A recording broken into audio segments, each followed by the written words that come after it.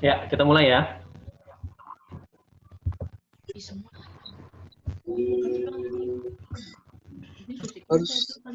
Oke, jelas, Dek. Suara, Dek.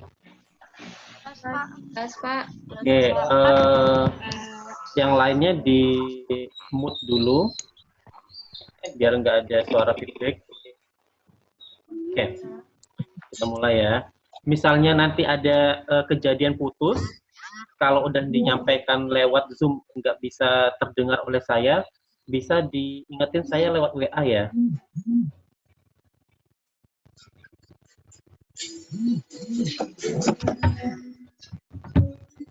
Oke, bisa, Dek. Mana nih suara teman-teman? Kayak mood semua. Ya, bisa ya. Oke. Bisa, Pak. Ya. Duduk. Pak. Ya, slide ini udah saya jelasin. Ini sudah di YouTube. Oke. Ini cukup jelas. Ini udah ada tugas. Yang ini terkait dengan apa di dalam volumen khusus. Jadi di sana kelihatan mikrofilinya. Oke. Kursor saya nampak, Dek. Ada yang bisa jawab?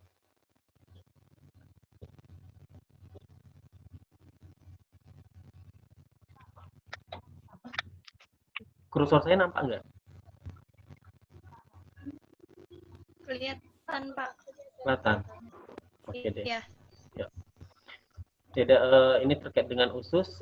Intinya di sini mau menjelaskan bahwa di usus itu lebih banyak terjadinya absorpsi ya. Itu jelas. Oke, terkait dengan distribusi. Distribusi adalah proses pemindahan obat dari tempat pemberian ke sirkulasi darah. Tadi ada ya di kuis ini soalnya, jadi jawabannya itu distribusi. Selanjutnya di sini yang di gambar ini, gambar yang di sini adalah menunjukkan bahwa aliran darahnya lebih besar ke otak, terus mana nih, jantung, ginjal, seperti itu ya. Jadi yang di sini itu merupakan organ-organ yang organ lebih banyak masuk ke obatnya dibanding dengan yang jaringan perifer. Seperti itu. Di sini ada perbandingan, kalau di kulit lebih sedikit obatnya, di otot juga sedikit, adiposa juga, jaringan adiposa juga sedikit. Oke, kita lanjut. Yang di sini adalah faktor yang mempengaruhi distribusi. Yang pertama ada efek dari obat itu sendiri. Jadi kalau yang dimaksud dengan obat itu sendiri, misalnya sifat fisika dari obat itu. Nah, obat itu bersifat hidrofilik atau enggak, hidrofobik atau enggak. Kalau dia hidrofilik berarti dia suka air ya. Nah, kalau suka air, dia agak sulit untuk menembus membran.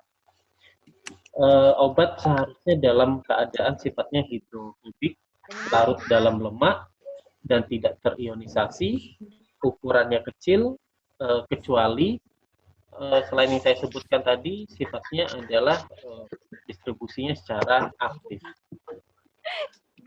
Terus yang kedua, di sini ada efek protein binding distribusi.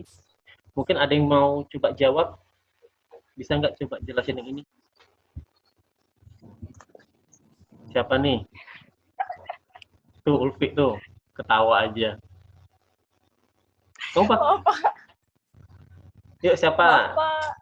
Siapa yang bisa jawab yang ini? Efek ikatan protein terhadap distribusi.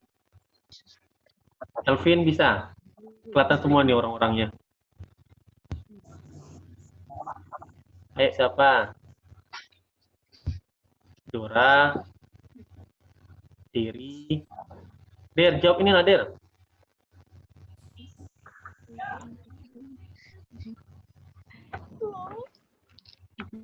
Bisa, Der?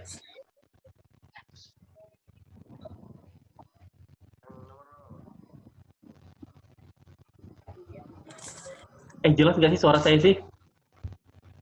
Jelas, Pak. Apa? Jelas. Pak. Ya makanya dijawab sih yang ini nih. Ada yang bisa jawab nggak? Alif, Apa? jawab ini, Alif. Yang mana, Pak? Ini nih, yang kedua nih. Efek ikatan protein terhadap distribusi, Pak. Ya, yuk jawab, coba jelasin. Belum tahu, Pak. Ya udah ya. Mantap. Oke, Vi. Makasih ya, Vi ya kejujuran. Makasih kejujurannya. Iya, Pak. Ya udah. Terkait dengan ikatan protein dengan obat, ini terkait dengan, ingat ya, obat yang mempunyai efek itu adalah obat yang bebas. Oke, obat yang bebas. Kalau obat terikat sama protein, berarti dianya kan tidak bebas atau dia terikat. Oleh karena itu dia sifatnya biasanya inaktif atau enggak aktif. Gitu ya. Nah, terus yang ketiga, anatomi dari barier itu penghalang. Kalau Indonesia sih penghalang, pembatas. Jadi di sini lebih menjelaskan. Bapak diulangi, Pak, kurang jelas, Pak. Yang mana? Yang ini? Penghalang, Pak. Yang penghalang. Oke. Anatomic barrier ini ya. Pak. Yang ketiga. Iya, Pak. Yang ketiga, Pak. Yang nomor 2, Pak. Yang nomor 2 belum tadi, Pak. Soalnya jaringannya, Pak. Ya, oke lah. Oke, yang kedua ini adalah efek terkait dengan ikatan protein dengan distribusi. Jadi di sini yang perlu kita ingat adalah obat yang mempunyai efek itu adalah obat yang tidak terikat oleh protein atau dalam bentuk bebas, tidak terikat oleh protein. Kalau obat itu terikat dengan protein, maka dia inaktif atau dia tidak bisa menimbulkan efek. Seperti itu ya. Oke. Ya, Pak. Terus yang ketiga ini terkait dengan anatomi dari tubuh kita. Anatomi dari tubuh kita ini ada perbedaan barier, baik itu barier menuju ke otak beda, menuju ke plasenta beda. Jadi ada perbedaan itu membuat distribusi itu beda-beda caranya untuk bisa masuk ke sana. Jadi kan tidak semua obat kan bisa masuk ke plasenta, tidak semua obat bisa masuk ke otak, seperti itu. Oke, kita bisa lanjut ya slide-nya karena kita 30 menit. Oke. Lanjut ya.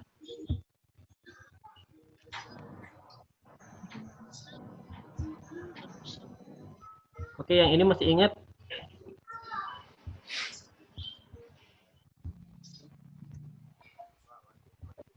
Yang ini yang pernah saya jelaskan di papan tulis. Jadi di sini ada gambaran terkait obat yang terikat oleh albumin. Oke, Dek. Oke, aman, Dek? Udah bisa lanjut? Internet saya tadi ya? Iya, Pak. Oke, di sini yang terkait dengan yang pernah saya jelasin di papan tulis. Di sini ada obat. Putus. Udah nyambung ini.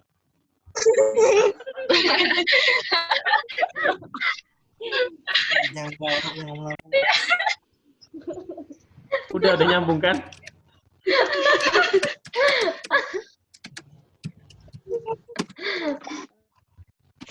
Udah ya, yuk lanjut yuk. Yang di sini perbedaan dua buah ini, yang di sini obat bebasnya hanya satu, yang di sini obat bebas, sedangkan di sini obat bebasnya banyak, gitu ya. Nah, kalau yang obat bebasnya satu seperti itu, maka yang mempunyai efek kan cuma satu itu. Pak, terputus, Pak. Keputus yang nyambung lagi. Suara saya kan? Udah nyambung. Iya, asal jangan saya aja yang keputus. Patah-patah. Iya. Nggak ada suaranya tadi, Pak. Nggak ada suaranya. Ya, mungkin habis sih. Semua gambarnya. Jangan pakai tri. Itu, Pak. Mungkin nggak apa-apa. Habis ini kan ada rekamannya. Nanti saya upload, nanti teman-teman bisa baca lagi. Ada apa-apa, Pak? Ada recordnya, ada rekaman. Apa, Pak? Nggak ada suaranya, Pak. Nggak ada suara, Dek? Ada, Pak. Kan mic-nya. Nah, teman-teman lain nggak ada gambarnya semua. Iya, jaringannya ya. Pakai apa, Dek? Ya udah. Jangan disebut loh. Jangan disebut. Soalnya nanti kedengar sama providernya. Makan. Ya udah, lanjut lagi lah. Lanjut lagi kita. Nah, yang di sini dia obat bebasnya. Iya. Oke, yang di sini obatnya bebas. Obat bebasnya banyak seperti itu. Nah, kalau dia banyak itu relatif biasanya lebih aman atau jendela terapinya itu lebih aman dibanding obat bebas yang dia jumlahnya cuma sedikit. Kenapa bahaya? Bahaya apabila kalau terjadi interaksi. Pernah saya jelasin di papan. Nanti kalau kurang jelas bisa kita di akhir sesi nanti ada yang mau nanya kita jelasin lagi. Kita kejar waktu dulu.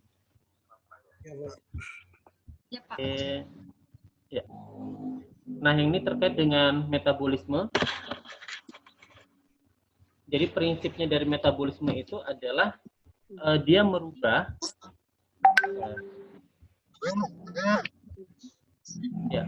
prinsip dari metabolisme itu adalah dia merubah suatu obat itu melalui enzim menjadi metabolit.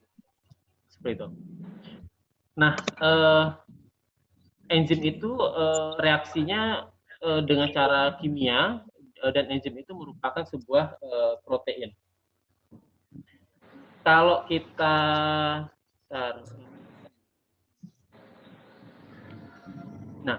proses metabolisme ini itu bisa membuat obat menjadi lebih aktif atau sama dengan aktif atau malah justru membuat obat itu menjadi tidak aktif. Di soal tadi ada yang soalnya dari obat yang tidak aktif menjadi aktif. Itu disebut dengan apa tadi, Dek, jawabannya? Menjadi tidak aktif. Ini. Prodrug. Oh iya. Yang tidak aktif menjadi aktif ya. Produk. Ya. Produk. Mbak, tulisannya memang produk, Dek, tapi bacanya produk.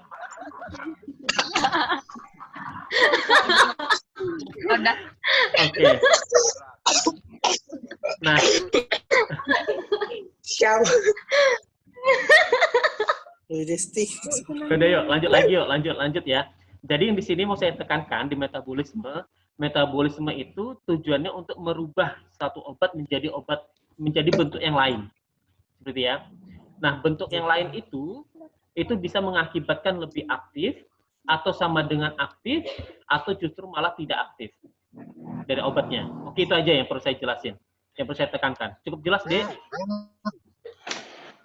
Jelas, Pak. Jelas, Pak. Ya. Jelas, Pak. Yang ini lagi. Nah, ini ada kata-kata induksi, ada kata-kata inhibisi. Induksi berarti apa, Dek? Induksi adalah Induksi. Masukkan. Induksi. Inhibisi? Inhibisi. Menghambat. Iya, kalau inhibisi Menghambatan. menghambat, kalau induksi Ya, justru malah Memasukkan. meningkatkan. Menyalurkan.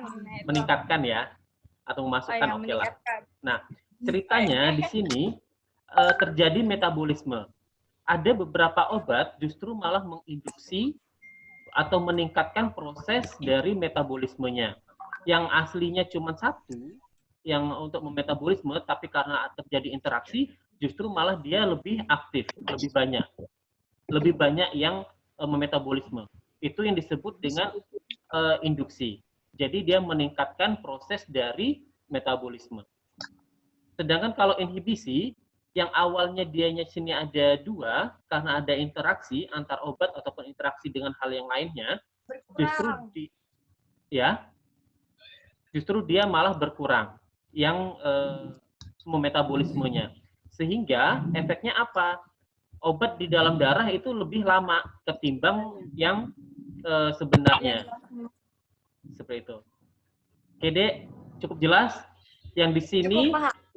yang di sini Jelas, Pak. dianya mempercepat proses metabolisme sehingga obat dalam darahnya itu kadarnya cepat habis, sedangkan yang di bawah di sini kadar obatnya semakin lama karena adanya inhibisi dari metabolisme.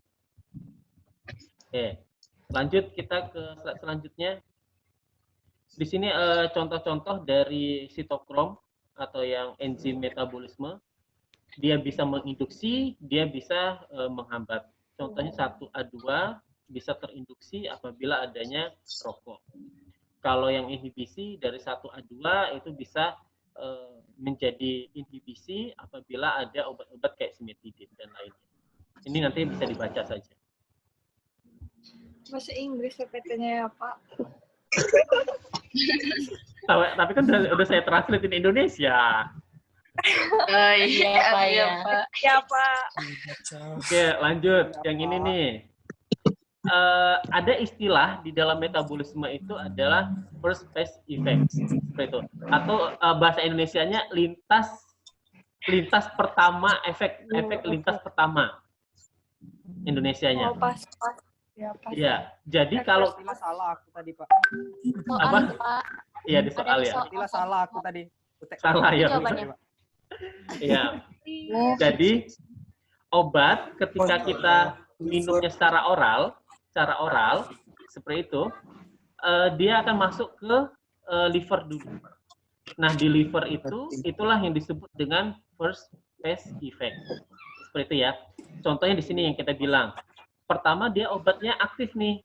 Setelah masuk ke lintas pertama tadi menjadi inaktif. Di contoh yang lainnya ada obat yang awalnya nggak aktif, masuk ke metabolit lintas pertama menjadi aktif. Oke, jelas ya? Jelas. Nian jelas. Jelas. Ayo yang ini, siapa yang bisa jawab?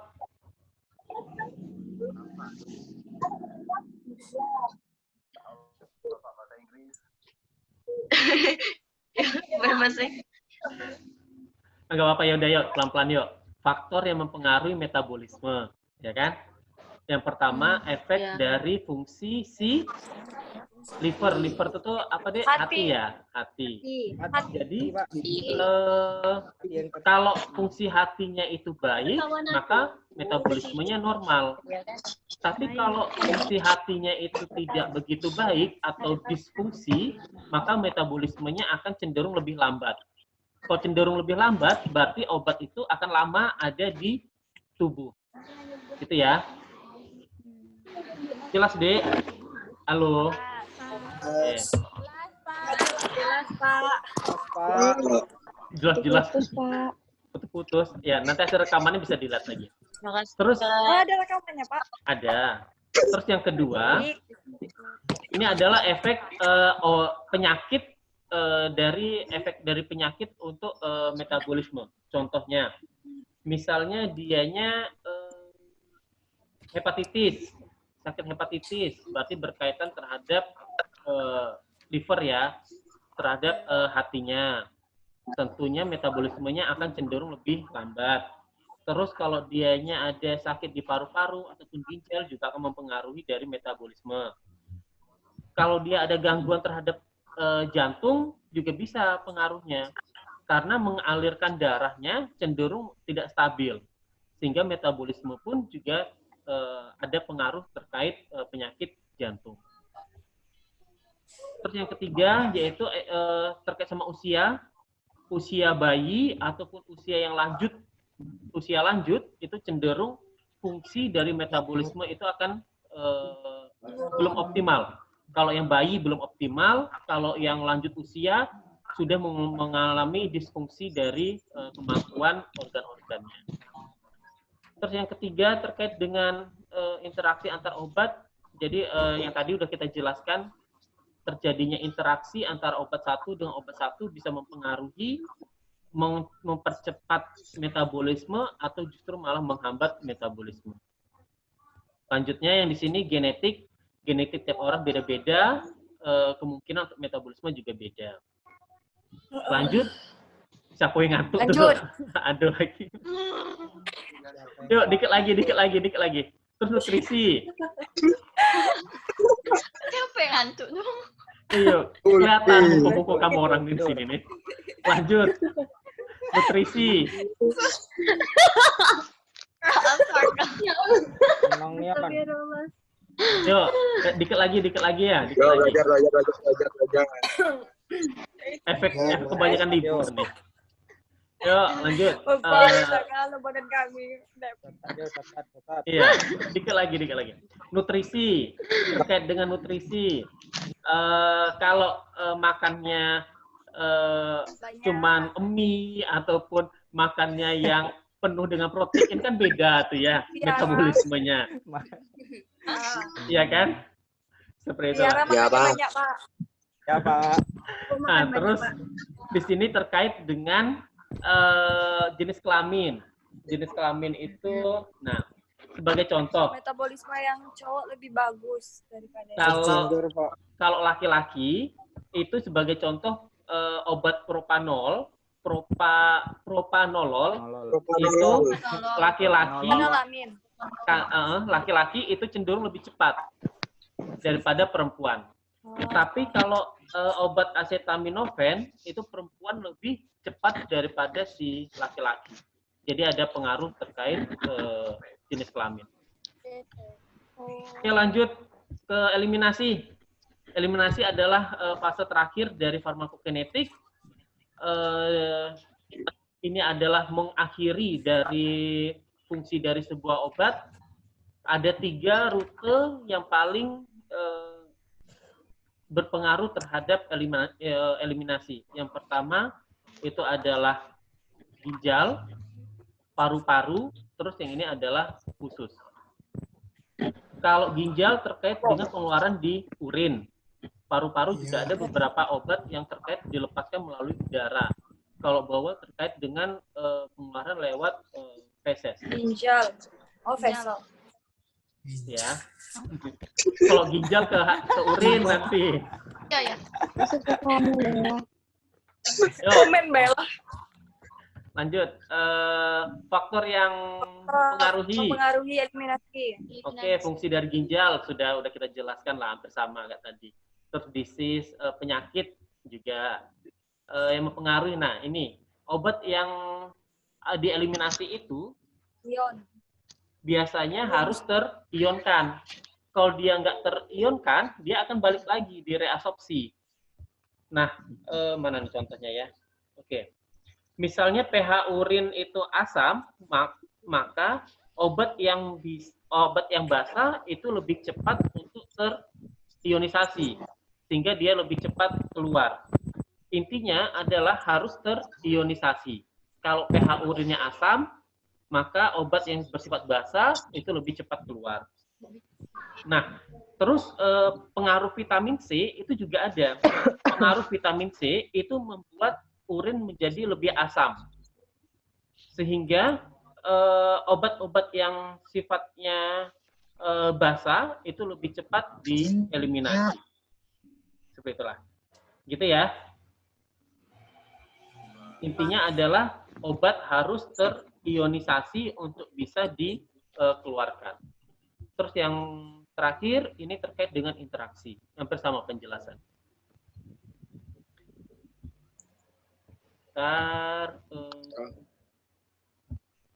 Dek, sampai sini aman dulu, Dek? Aman, Pak. Aman? Oke, dikit Pak. lagi. Aman, Pak. Pak. Aman. Masih ada 10 slide lagi. Oh, Enggak.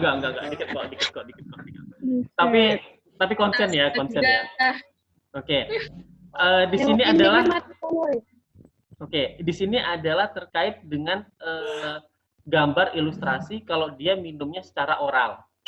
Jadi obat itu masuk, kadarnya naik seperti itu ya, terus dia turun lagi.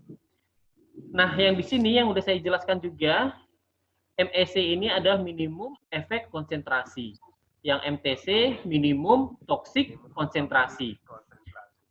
Kalau dia yang ngelewatin obat itu bisa mempunyai efek apabila di bawah MTC, di atas MEC.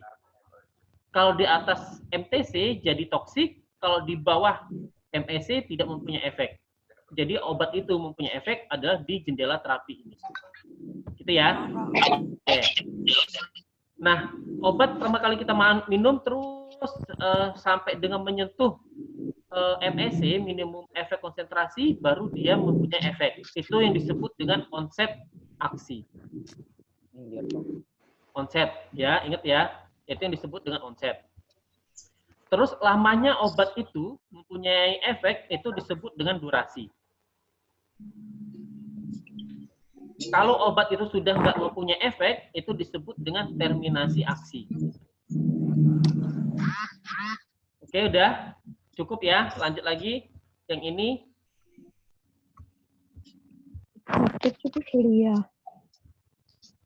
Aman deh yang di sana. Kak dulu. Apa yang Kak dulu? Jiun, pap catatan. Dek, kalau ini ada dua buah obat nih, obat A sama obat B. Oke, obat A sama obat B bagus yang mana, Dek?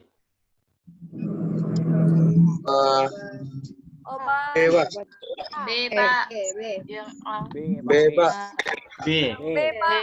Kalau B alasannya apa? C. Karena lebih panjang.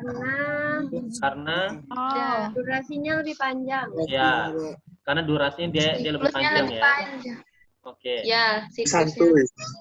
Ya, iya, kalau mahasiswi ini memang suka yang panjang-panjang lah. Lanjutlah kita. Astagfirullahaladzim. Ketawa Alis. Selesai. Lanjut. Itu juga Kak, kalau Panjang. masih Swiss Yuk. panjang. Kalau yang ini mana? Yang bagus. Yang B. Ih, B, B, B. B. B, Pak. B, Pak. B. Kenapa? Kenapa B? Ya. Yang sedang-sedang aja, Pak. Kenapa yang B? Mantul dia, Pak. Itu Pak. Kalau A karakteristiknya apa? Dia belum berfungsi karena belum melewati MEC. Udah Yang A A. melewati. Ah, Ya, nggak salah, Pak. lebih. Salah MEC. Lalu gimana? Kenapa, Pak?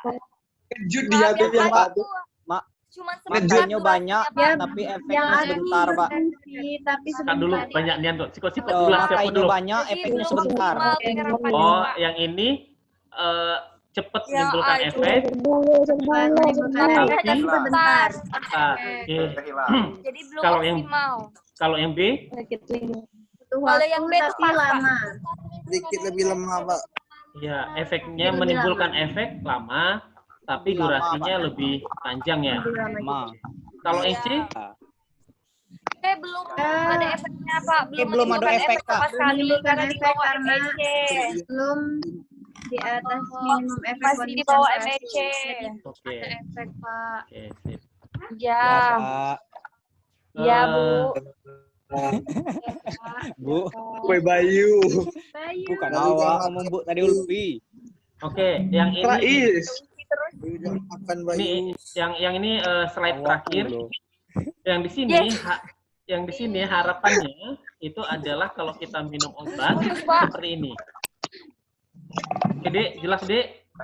Ulang. Ya, Pak. putus, Pak. Mana Pak buku Rais? Screenshot. Ya. Nah, yang Screenshot. Putus, Pak. putus, kalau putus Pak, nggak ada disambung, Dek. suaranya, Pak.